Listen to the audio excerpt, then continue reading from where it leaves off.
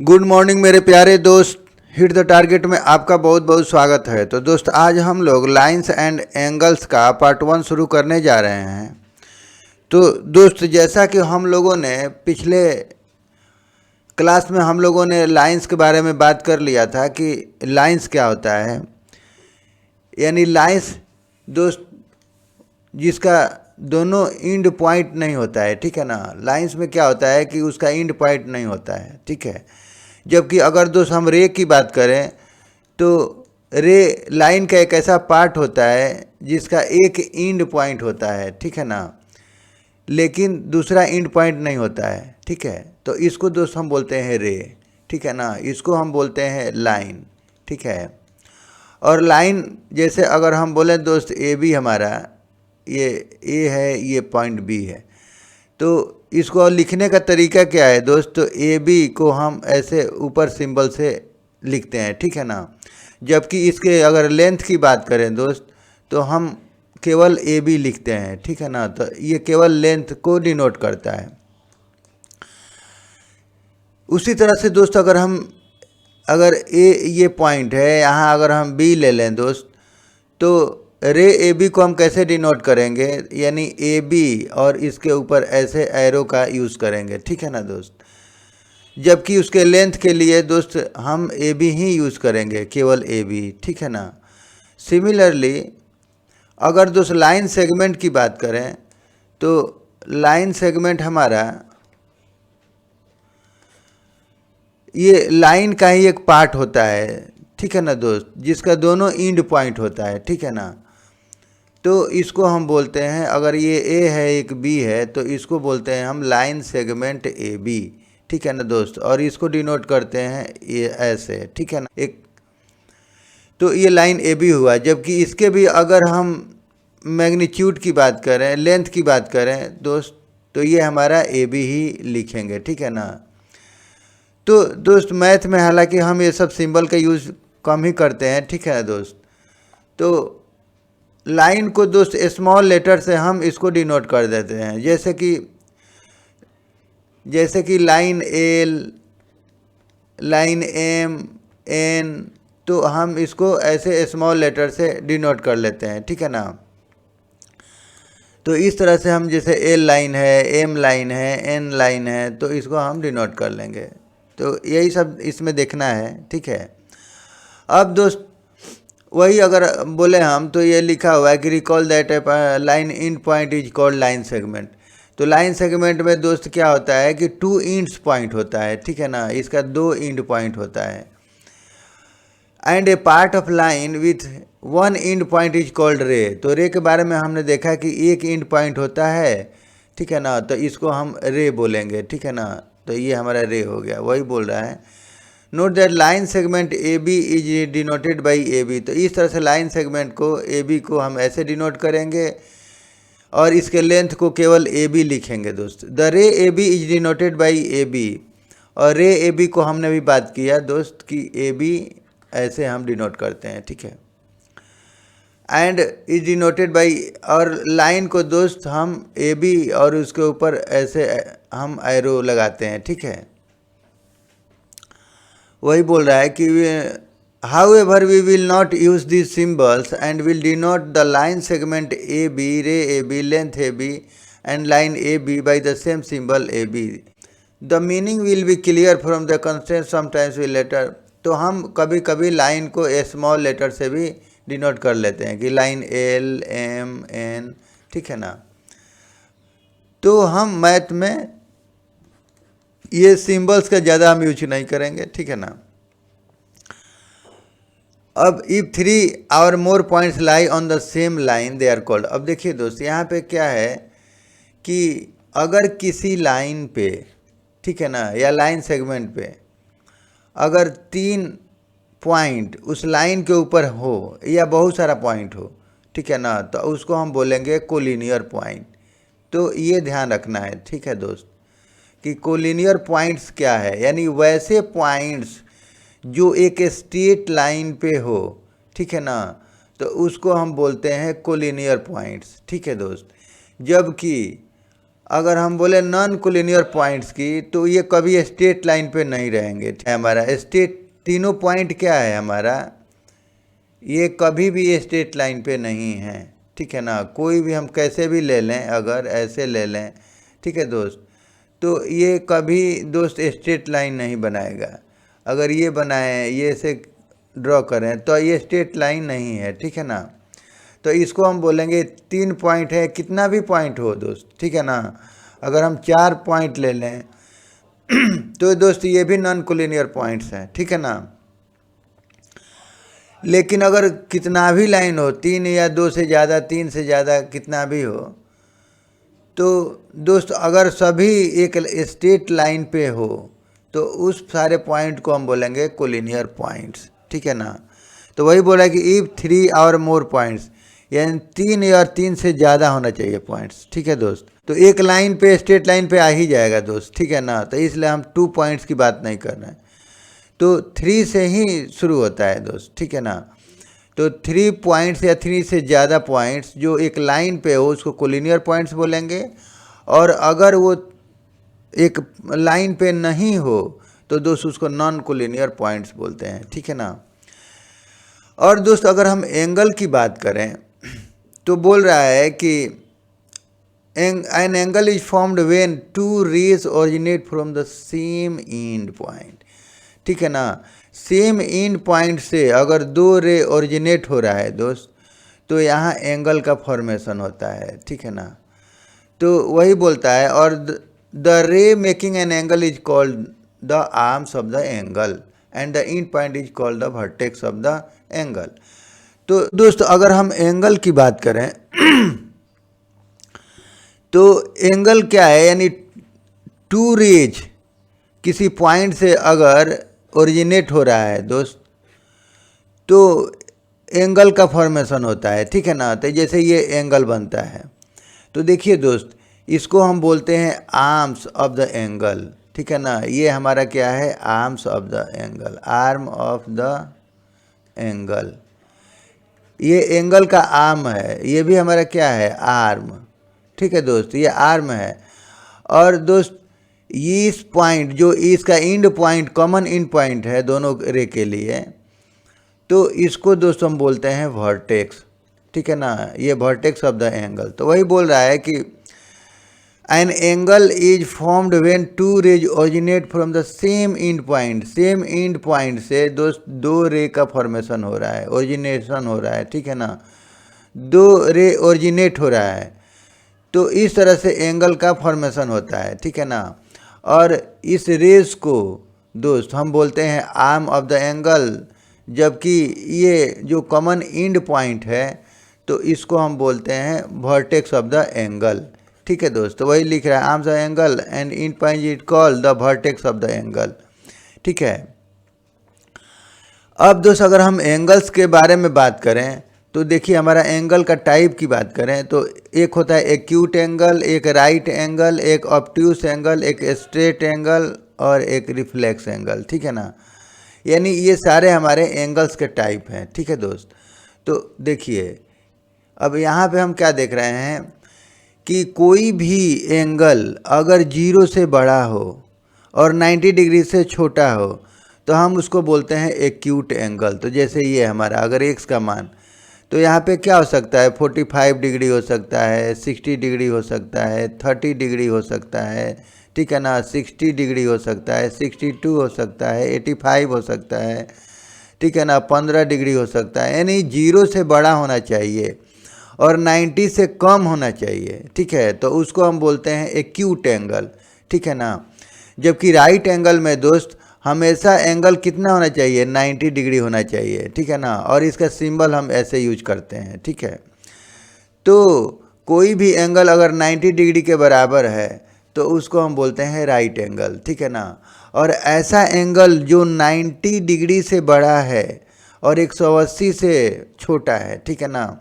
यानी दोस्त हम यहाँ क्या देख रहे हैं कि ये 90 से बड़ा है जेड का मान, ठीक है ना। यानी ये 110 डिग्री हो सकता है, 100 डिग्री हो सकता है, 95 डिग्री हो सकता है, 120 डिग्री हो सकता है, 130 डिग्री हो सकता है, 135 डिग्री हो सकता है, ठीक है ना दोस्त। यानी ये लेस देन 180 डिग्री होगा, ठीक है ना दोस्त। तो इसको हम बोलेंगे ऑब्ट्यूस एंगल, ठीक है। अब दोस्त अगर हम स्ट्रेट एंगल की बात करें तो जब कोई एंगल 180 डिग्री बनाता है, ठीक है ना, यानी एक स्ट्रेट लाइन हो जाता है। देखिए दोस्त, एक स्ट्रेट लाइन हो जाता है, इसलिए हम बोलते हैं कि कभी भी स्ट्रेट लाइन के ऊपर दोस्त 180 डिग्री बनता है, ठीक है ना दोस्त। तो इसी को हम बोलते हैं स्ट्रेट एंगल, ठीक है ना दोस्त। यानी जिस एंगल का वैल्यू 180 डिग्री होता है दोस्त, उसको हम बोलते हैं स्ट्रेट एंगल। और उसको स्ट्रेट एंगल इसलिए बोलते हैं क्योंकि वो एक स्ट्रेट लाइन बनाने लगता है, ठीक है ना। यानी दोनों रेस एक स्ट्रेट लाइन का फॉर्मेशन करने लगता है, ठीक है ना। दोनों का एंड पॉइंट, जबकि दोस्त यहाँ अगर हम माने तो देखिए दोस्त, ये हमारा वो दोनों का एंड पॉइंट है, ठीक है ना। लेकिन 180 डिग्री पे ये बिल्कुल स्ट्रेट लाइन बनाने लगता है, ठीक है ना। तो इसीलिए इसको हम बोलते हैं स्ट्रेट एंगल। जबकि दोस्त अगर हम रिफ्लेक्स एंगल की बात करें तो ये 180 से ज़्यादा, यानी अब जब ये रे इधर मुड़ने लगता है दोस्त, ठीक है दोस्त, तो ये एंगल बढ़ने लगता है। यानी 180 डिग्री से ज़्यादा हो लेकिन 360 से कम हो तो उसको हम बोलते हैं रिफ्लेक्स एंगल, ठीक है दोस्त। और जब किसी पॉइंट पे कोई एंगल बन रहा है तो हम इसको क्या बोलेंगे, जैसे 360 डिग्री बन रहा है, हम जानते हैं, ठीक है ना, कि एक पॉइंट पे 360 डिग्री का एंगल बनता है, तो इसको बोलते हैं दोस्त कंप्लीट एंगल, ठीक है। तो इस तरह से कोई एंगल अगर 360 डिग्री के बराबर हो रहा है तो उसको हम कंप्लीट एंगल बोलते हैं, ठीक है। तो इस तरह से हमने एंगल्स के टाइप को देखा, ठीक है ना। तो इसी को लिखा हुआ है an acute angle measures between 0 degree and 90 degree, ठीक है ना। तो एक्यूट के बारे में हमने देख लिया कि 0 से बड़ा होना चाहिए, 90 से कम होना चाहिए। जबकि दोस्त राइट एंगल में हमने यही देखा कि ये एंगल 90 डिग्री के बराबर होना चाहिए, ठीक है ना, जैसे इसमें हमने देखा था, ठीक है। अच्छा, an angle greater than 90 degree but less than 180 degree, ठीक है ना। यानी 90 डिग्री से बड़ा हो और 180 डिग्री से छोटा हो तो उसको हम ऑब्ट्यूस एंगल बोलते हैं। तो जैसे कि इस फिगर में हमने देखा कि 90 से ज़्यादा है ये और 180 से कम है, ठीक है। और दोस्त also recall that a straight angle is equal to 180 degree. अगर कोई ऐसा एंगल, ठीक है ना, जिसका वैल्यू 180 डिग्री हो रहा है तो उसको हम बोलते हैं स्ट्रेट एंगल, ठीक है ना। तो वही लिख रहा है an angle which is greater than 180 degree but less than 360 degree is called reflex angle. तो इस तरह से हमने रिफ्लेक्स एंगल के बारे में भी बात कर लिया कि 180 से बड़ा होना चाहिए, यानी ये टी का वैल्यू, यानी दोस्त ये एंगल की बात हो रही है, ठीक है ना। तो ये हमारा क्या हो गया, ये एक्यूट एंगल हो गया, एक्यूट एंगल, ठीक है ना दोस्त। और ये हमारा क्या हो गया, रिफ्लेक्स एंगल, ठीक है दोस्त। तो ये हमारा रिफ्लेक्स एंगल हो गया, ठीक है ना। तो इसकी बात हो रही है। तो two angles whose sum is 90 degree are called complementary angles. अब दोस्त अगर हम कॉम्प्लीमेंट्री एंगल की बात करें तो दो एंगल का अगर सम दोस्त 90 डिग्री हो रहा है तो वो एक दूसरे के कॉम्प्लीमेंट बोले जाते हैं, ठीक है ना। और इसको हम बोलते हैं कॉम्प्लीमेंट्री एंगल्स। ये दोनों एंगल्स को क्या बोलते हैं, कॉम्प्लीमेंट्री एंगल्स, यानी दोनों एक दूसरे के कॉम्प्लीमेंट हो जाएंगे, ठीक है दोस्त। जैसे अगर हम बोले 45 डिग्री और दोस्त हम बोल देते हैं 45 डिग्री, तो ये दोनों का सम कितना हो जाएगा, 90 डिग्री, यानी दोनों एंगल्स को हम बोलेंगे कॉम्प्लीमेंट्री एंगल। ऐसा दो एंगल जिसका सम 90 डिग्री के बराबर हो तो दोनों एंगल्स को हम बोलते हैं ये दोनों कॉम्प्लीमेंट्री एंगल्स हैं, ठीक है ना, एक दूसरे के कॉम्प्लीमेंट हैं, ठीक है। और दोस्त अगर ये 65 डिग्री एक हमारा एंगल है तो दूसरा कितना हो जाएगा, तो 25 डिग्री, और दोनों को ऐड करेंगे दोस्त तो ये 90 डिग्री के बराबर हो जाएगा। तो ये दोनों एंगल को बोलेंगे कॉम्प्लीमेंट्री एंगल, ठीक है ना दोस्त।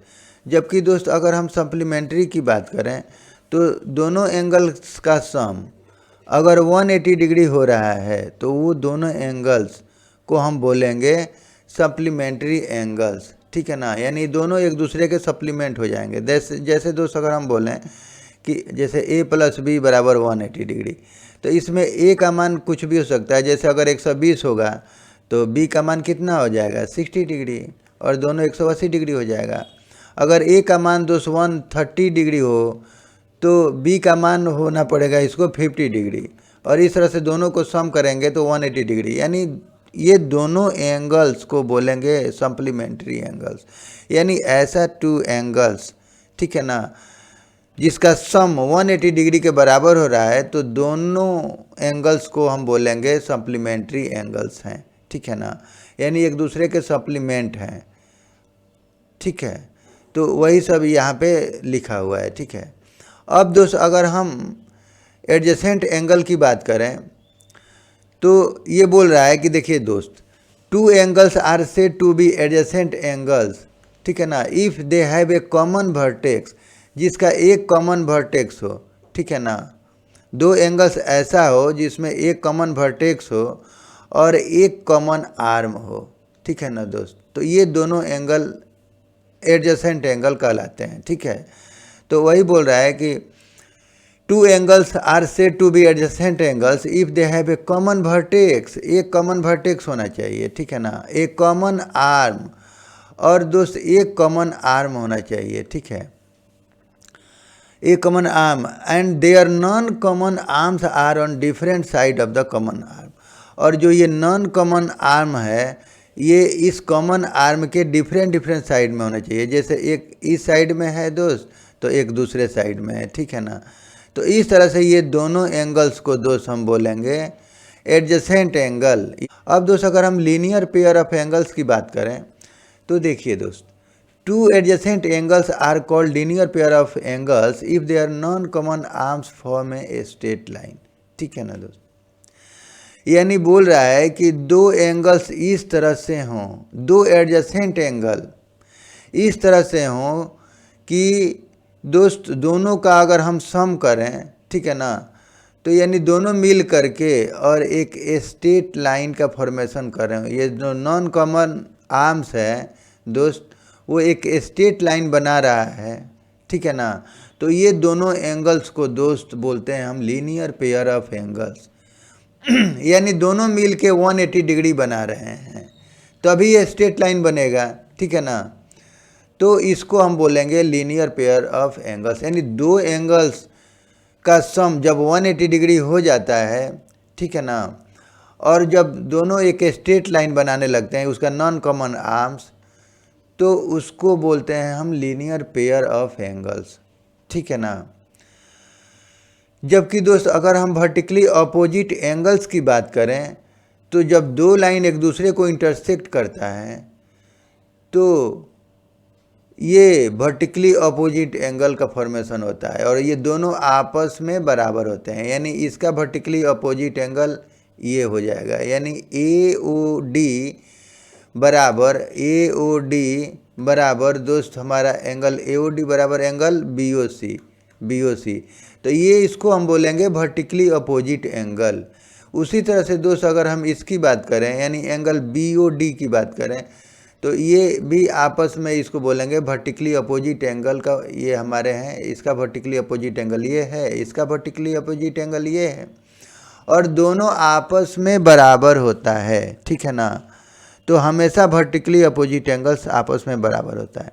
तो vertically opposite angles are formed when two lines intersect each other, जब दो लाइन आपस में इंटरसेक्ट करता है तो इस तरह से वर्टिकली अपोजिट एंगल का फॉर्मेशन होता है और ये दोनों आपस में बराबर होते हैं। तो इसके बराबर ये हो जाएगा और दोस्त इसके बराबर ये एंगल हो जाएगा, ठीक है दोस्त। अब दोस्त अगर हम एक एग्जाम की बात करें तो देखिए दोस्त, इसमें बोल रहा है कि if a ray stand on a line then the sum of two adjacent angles is 180 degree, ठीक है ना दोस्त। यानी बोल रहा है कि जब कोई रे, ठीक है ना, एक लाइन के ऊपर स्टैंड होती है, ठीक है ना, खड़ी होती है, तो दोस्त दोनों एंगल्स का सम, जो दो एंगल्स बनता है दोस्त, तो उसका सम 180 डिग्री होता है और इसको हम लीनियर पेयर ऑफ एंगल्स भी इसीलिए बोलते हैं, ठीक है ना, क्योंकि एक स्ट्रेट लाइन पे ये एंगल बनता है, ठीक है। तो वही बोल रहा है कि a ray stand on a line then the sum of two adjacent angle is 180 degree. ठीक है ना दोस्त, यानी जब कभी भी कोई रे किसी लाइन पे अगर स्टैंड होती है तो दोनों एंगल्स का सम, ठीक है ना, 180 डिग्री बनता है। ठीक है ना, if the sum of two adjacent angle is 180 degree then the non common arms of the angles form a straight line. ठीक है दोस्त, और एग्जाम 2 बोलता है कि अगर दो एंगल्स का सम अगर 180 डिग्री, दो एंगल्स यानी एडजेसेंट एंगल्स की बात हो रही है, यानी दो एडजेसेंट एंगल्स का सम अगर 180 डिग्री हो रहा है तो इसका नॉन कॉमन आर्म जो है दोस्त वो एक स्ट्रेट लाइन बनाता है। ठीक है ना, तो इस तरह से ये एग्जाम है कि अगर दोस्त कोई अगर लाइन के ऊपर कोई अगर रे स्टैंड होती है तो दोनों एंगल्स का सम कितना होता है दोस्त, 180 डिग्री बनता है। ठीक है ना, यानी दोनों एडजेसेंट एंगल का सम 180 डिग्री होता है। ठीक है, और दोस्त अगर दो एडजेसेंट एंगल का सम अगर 180 डिग्री हो रहा है तो इसका मतलब कि ये दोनों नॉन कॉमन आर्म एक स्ट्रेट लाइन का फॉर्मेशन करते हैं। ठीक है ना दोस्त, और इसी दोनों एडजेसेंट एंगल को हम बोलते हैं लीनियर पेयर ऑफ एंगल्स। ठीक है ना, लीनियर पेयर ऑफ एंगल्स। ठीक है दोस्त, अब दोस्त अगर हम एडजेसेंट एंगल का कुछ एग्जाम्पल की बात करें तो देखिए दोस्त, यहाँ 60 डिग्री 30 डिग्री, तो दोनों में एक कॉमन वर्टेक्स है और दोनों में एक कॉमन आर्म है, तो ये दोनों एंगल को हम बोलेंगे ये दोनों एडजेसेंट एंगल है। ठीक है दोस्त, और दोनों को हम कॉम्प्लीमेंट्री एंगल भी बोल सकते हैं क्योंकि दोनों का सम कितना हो रहा है, 90 डिग्री के बराबर, तो ये दोनों एक दूसरे के कॉम्प्लीमेंट हैं। ठीक है दोस्त, तो इस तरह से दो एंगल्स का सम अगर 90 डिग्री हो रहा है तो उसको हम कॉम्प्लीमेंट एंगल बोलते हैं। तो ना, जबकि हम अगर एडजेसेंट एंगल की हम यहाँ बात कर रहे हैं तो इसका कॉमन एक वर्टेक्स है और दोस्त एक कॉमन आर्म है। ठीक है ना, तो ये दोनों एडजेसेंट एंगल हैं। उसी तरह से दोस्त यहाँ पे हम देख रहे हैं कि एक एंगल BOC यानी ये एंगल है और एक एंगल COA है। ठीक है ना, यानी एंगल AOC है, तो दोनों का एक कॉमन वर्टेक्स है और एक कॉमन आर्म है, तो ये दोनों क्या है दोस्त, एडजेसेंट एंगल है। ठीक है ना, उसी तरह से दोस्त यहाँ पे अगर हम बोलें तो ये दोनों क्या हैं, तो एडजेसेंट एंगल है, तो एक का मान 55 डिग्री है, दूसरे का 125 डिग्री है, दोनों का दोस्त एक कॉमन वर्टेक्स है जबकि दोस्त एक कॉमन आर्म भी है। ठीक है ना, और ये नॉन कॉमन आर्म देखिए दोस्त एक स्ट्रेट लाइन का फॉर्मेशन कर रहे हैं। ठीक है ना, तो इस तरह से ये हमारा क्या हो जाएगा, ये लीनियर पेयर ऑफ एंगल भी इसको बोलते हैं, लीनियर पेयर्स ऑफ एंगल। ठीक है ना दोस्त, यानी दो एडजेसेंट एंगल का सम अगर 180 डिग्री हो रहा है तो उसको हम बोलेंगे लीनियर पेयर ऑफ एंगल्स। ठीक है दोस्त, और दोस्त अगर हम इसकी बात करें तो देखिए दोस्त ये एक एंगल है हमारा और एक ये एंगल है। ठीक है ना, तो ये 150 डिग्री है, एक 70 डिग्री है, तो दोनों का एंड पॉइंट माने वर्टेक्स दोनों का सेम है। ठीक है ना, एक ही है O। ठीक है, और एक कॉमन आर्म भी है। ठीक है, तो ये दोनों आपस में क्या है, तो एडजेसेंट एंगल है। तो इस तरह से हमने एडजेसेंट एंगल के बारे में यही देखा दोस्त कि इसमें एक कॉमन आर्म होना चाहिए, एडजेसेंट एंगल। ठीक है, तो एडजेसेंट एंगल्स में हमने यही देखा दोस्त कि दोनों में एक वर्टेक्स होना चाहिए और एक कॉमन आर्म होना चाहिए। ठीक है, अब दोस्त अगर हम बोलें कि इंटरसेक्टिंग लाइंस और नॉन इंटरसेक्टिंग लाइंस, तो देखिए दोस्त जब दो लाइन एक दूसरे को इंटरसेक्ट करता है, ठीक है ना, तो हम बोलते हैं कि दोनों लाइन क्या है, इंटरसेक्टिंग लाइंस हैं। ठीक है ना, एक दूसरे को इंटरसेक्ट कर रही है, पॉइंट O पे कर रही है। ठीक है ना, और दोस्त अगर दो लाइन एक दूसरे को कभी भी इंटरसेक्ट नहीं करें और सब जगह हर जगह उसका डिस्टेंस, दोनों के बीच का डिस्टेंस बराबर हो, तो वो दोनों लाइंस को हम बोलते हैं पैरेलल लाइंस। ठीक है ना दोस्त, जबकि इंटरसेक्टिंग में वो दोनों लाइन दोस्त कहीं ना कहीं एक दूसरे को इंटरसेक्ट करेगी, मिलेगी, मीट करेगी, ठीक है ना। और इसमें ये दोनों लाइन कभी भी ये एक दूसरे से मीट नहीं करती है, ठीक है ना। और हर जगह दोनों के बीच का डिस्टेंस बराबर होता है। तो इस तरह से हम दोनों लाइंस को यहाँ पे बोलेंगे पैरेलल लाइंस, ठीक है दोस्त। ये पैरेलल लाइंस है, ठीक है। और इसको बोलेंगे दोस्त इंटरसेक्टिंग लाइंस, ठीक है। अब दोस्त अगर हम थ्योरम नंबर 6.1 की बात करें तो ये बोल रहा है कि if two lines intersect each other then the vertically opposite angles are equal, ठीक है ना। यानी दोस्त बोल रहा है कि दो लाइन एक दूसरे को इंटरसेक्ट करें, ठीक है ना। जैसे लाइन ए बी है और एक लाइन सी डी है, दोनों एक दूसरे को पॉइंट ओ पे इंटरसेक्ट कर रही है, ठीक है ना। तो vertically opposite angles are equal. तो ये जो वर्टिकली अपोजिट एंगल बन रहा है ये दोनों आपस में इक्वल होता है, हम जानते हैं। तो कैसे इक्वल होता है तो इसी को हम लोग प्रूफ करेंगे, ठीक है दोस्त। तो देखिए दोस्त, इसको हमने लिख लिया कि let line A B and line C D intersecting each other at point O, ठीक है ना। यानी ए बी और सी डी दो लाइन्स एक दूसरे को पॉइंट ओ पे इंटरसेक्ट कर रहा है, ठीक है। अब हमने मान लिया कि अपने सुविधा के लिए कि ए ओ डी बराबर एंगल 1 और एंगल बी ओ डी बराबर angle 2, angle C O B बराबर एंगल 3 और एंगल ए ओ सी बराबर एंगल 4। तो हमने इसको मान लिया, ठीक है ना। अब हमें प्रूव करना है कि vertically opposite angles are equal. तो ये वर्टिकली अपोजिट एंगल यानी एंगल 1 बराबर एंगल 3 और एंगल 2 बराबर एंगल 4, तो ये हमें प्रूव करना है, ठीक है ना दोस्त। तो दोस्त अगर हम प्रूफ की बात करें तो हम यहाँ क्या देख रहे हैं कि कोई एक लाइन सी डी है, ठीक है दोस्त। और दोस्त ये सी डी लाइन पे एक हमारा रे स्टैंड कर रहा है ओ ए, ठीक है ना। तो हम जानते हैं दोस्त कि किसी भी लाइन के ऊपर अगर कोई रे स्टैंड होता है, कोई रे, तो इस तरह से दोनों जो एंगल बनता है वो दोनों का सम कितना होता है दोस्त, 180 डिग्री होता है, ठीक है ना। तो इसको हम लीनियर पेयर ऑफ एंगल्स भी बोलते हैं, ठीक है। तो इस तरह से हम लिख लेंगे कि a ray O A stands on line C D, ठीक है ना। सो दोस्त एंगल 1 प्लस एंगल 4 बराबर 180 डिग्री, ठीक है ना दोस्त। तो ये हमारा हो गया लीनियर पेयर्स ऑफ एंगल्स, ठीक है दोस्त। ये हमारा हो गया लीनियर पेयर, ठीक है दोस्त, ऑफ एंगल्स। सिमिलरली दोस्त देखिए, अब एक अगर हम लाइन ए बी ले लें, ठीक है दोस्त, और ये हमारा ओ सी ओ, ये हमारा रे इस पे स्टैंड हो रहा है, ठीक है ना। तो यानी हम अब ले रहे हैं अब की बार ये ए बी लाइन।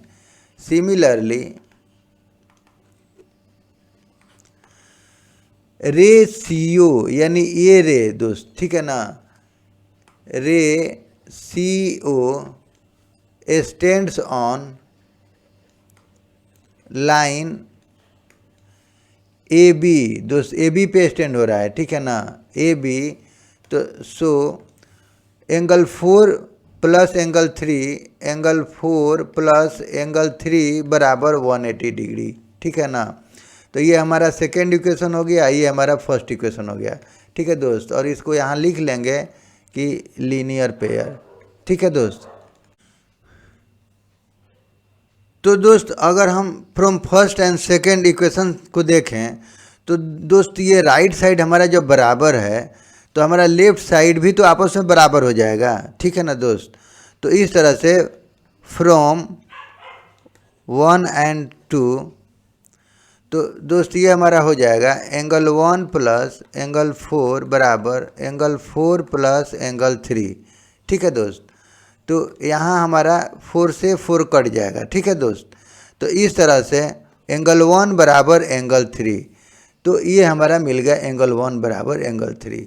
ठीक है ना दोस्त, तो ये हमारा प्रूव्ड हो गया। ठीक है ना दोस्त, यही तो हमें प्रूव करना था कि वर्टिकली अपोजिट एंगल आपस में बराबर होते हैं। तो इस तरह से हमने देख लिया कि 1 बराबर 3। ठीक है ना दोस्त, सिमिलरली, ठीक है दोस्त, similarly we can prove that angle 2 बराबर एंगल 4। ठीक है दोस्त, तो इसी तरह से 2 और 4 भी हम प्रूव कर सकते हैं, यानी एक बार इसको ले लेंगे 2 3 और एक बार 3 4 ले लेंगे। ठीक है दोस्त, और दोनों में 3 कॉमन है तो दोनों 3 3 कट जाएगा। ठीक है दोस्त, और इस तरह से 2 बराबर 4 हमारा हो जाएगा। ठीक है दोस्त, जैसे दोस्त अगर हम 2 प्लस 3 ले लेंगे 180 डिग्री, 3 प्लस 4 ले लेंगे 180 डिग्री। ठीक है दोस्त, और इस तरह से दोस्त हमारा क्या हो जाएगा, ये दोनों, ये चूँकि राइट पार्ट बराबर हो गया तो हमारा लेफ्ट पार्ट भी बराबर हो जाएगा। तो एंगल 2 प्लस एंगल 3 बराबर एंगल 3 प्लस एंगल 4, और 3 3 कट जाएगा। तो इस तरह से हमारा एंगल 2 बराबर एंगल 4, तो ये हमारा प्रूव हो जाएगा। ठीक है दोस्त, तो दोस्त आज के लिए बस इतना ही। अगर हमारा वीडियो आपको अच्छा लगे तो प्लीज़ सब्सक्राइब करें एंड लाइक करें and share to your friends and press the bell icon, ताकि मेरे अगले नए वीडियो का नोटिफिकेशन आपको समय से मिल सके। और दोस्त वीडियो देखने के लिए आपका बहुत बहुत धन्यवाद। Thank you.